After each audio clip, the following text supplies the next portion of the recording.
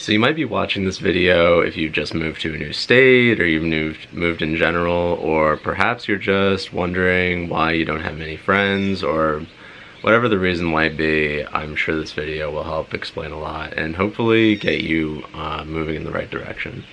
So one of the things that I've heard oftentimes is people move to a new state, and it's probably the first time they moved, and maybe not, or maybe they bounced around, but for the most part what I hear is the only real friends that person has made are the same friends that they've had since childhood, or ones that they've met like earlier in their lives, like before their 20s, or maybe even in their 20s. But after that, it seems that it kind of diminishes, and friends aren't made quite as easily as people might imagine. So the first thing I want you to do is really think back to what it took to make your first friends, right? So when you were one of the things is called proxemics, and proxemics is essentially the distance between you and another person. So when you were in school, you spent countless hours throughout your early years forming relationships with other peers, and these relationships are either positive, negative, or neutral, meaning, you know, you felt great, you felt bad, or you didn't feel anything. So that repeated interaction of good, bad, or neutral over time creates the friendship. So let's just say you move out to another country, or you move out to, let's just say within your own country, you move to somewhere else and you're separated from your friends. So now you wonder, oh, well, how do I make friends, right? How do I grow relationships? And the easy answer is you can't really force it. It's sort of just, you have to want to interact with other people. If you're looking for a friend and you don't particularly enjoy being around that person, then that's not your friend. So the first direction you want to move in is, who do you like to be around? What you need to ask yourself and sort of feel within yourself is, who do you like, who don't you like? And these will tell you not just a lot about that person and how they affect you, but about yourself, and mostly about yourself, because you can find out a lot about yourself based on whether or not you like or not like someone else. What you really just have to do is focus on what you enjoy doing while you're there. It's the only thing you can do. You can't force anything, you can't force social interactions, and I think the best advice that I've ever been given as far as these new situation goes is from a fortune cookie, and the fortune cookie said, smile when you are ready. And what this means is you don't have to fake pleasantries, and if you do fake pleasantries, you're not going to go anywhere, because it's always going to be a fake smile. People aren't going to know what to get out of you.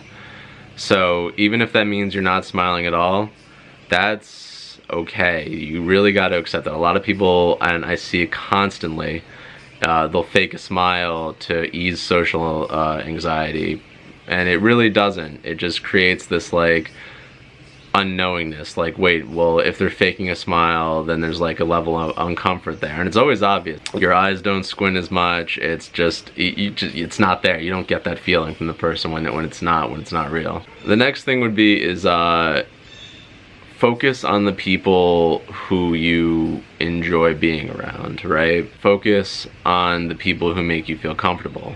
You can just shoot shit with them. I remember this one guy who I connected with pretty quickly.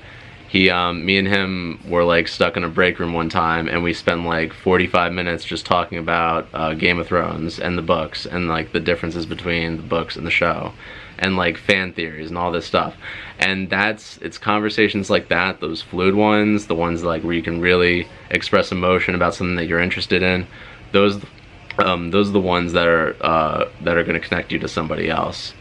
And it's not just one of those conversations, it's multiple ones. It takes time for people to trust you, and also don't undervalue the fact that it'll take time for you to trust other people. So these things are just, it's all about time and patience. Individuals with social anxiety, they might like second guess themselves, like, oh wow, last time was great, I hope I can do the same thing this time. And then they'll try and recreate that conversation, and that causes dead topics, and you don't want to do that, like kicking a dead horse. You just need to be yourself, even if that means not saying a thing.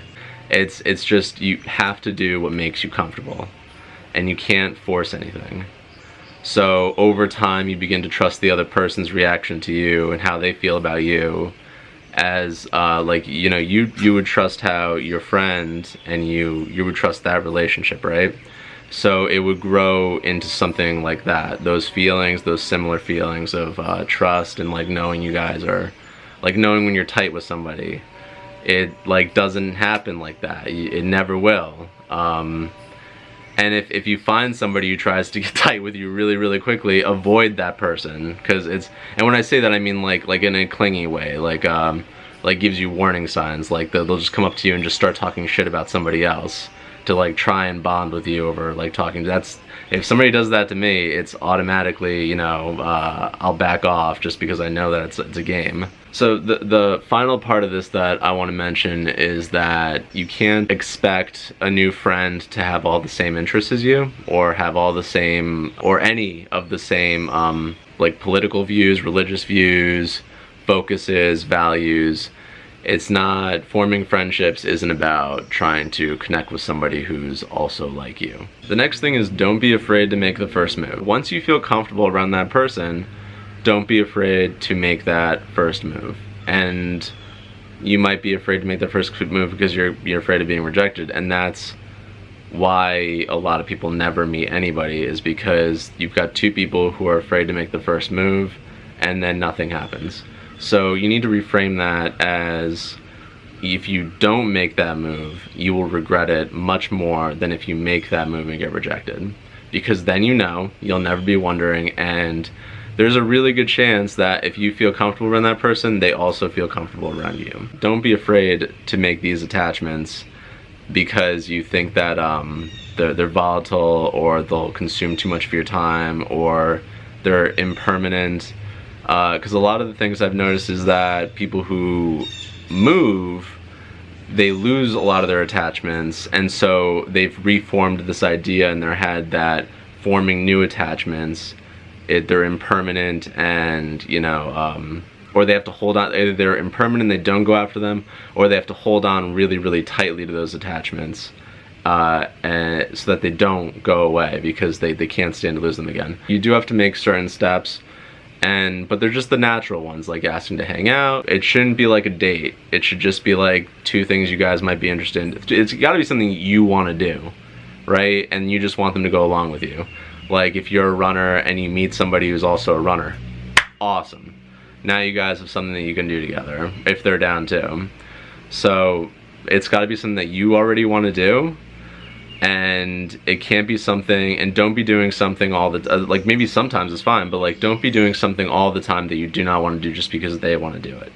That's also unhealthy. You have to have a certain respect for yourself, so that in that relationship you're not just pleasing the other person all the time. You have to want to be doing the things that you're doing at least most of the time, and the same goes for them. It's a two-way street. It's really just about having a good time. So just have a good time. You're having a good time. Honestly, the best relationships are formed. I can't believe I didn't say this already. The best relationships are formed when you are just having a good time with another person who is also having a good time. That's it, right there. And you don't try for that. It just happens. And it doesn't happen every day, and it doesn't happen every time, and sometimes it has nothing to do with you or the other person. It's just how you guys are feeling that day. Nothing to do with your relationship or your personalities. It's just the volatility of human life. And so go out there and have a good time and make some friends. All right, friends. Peace.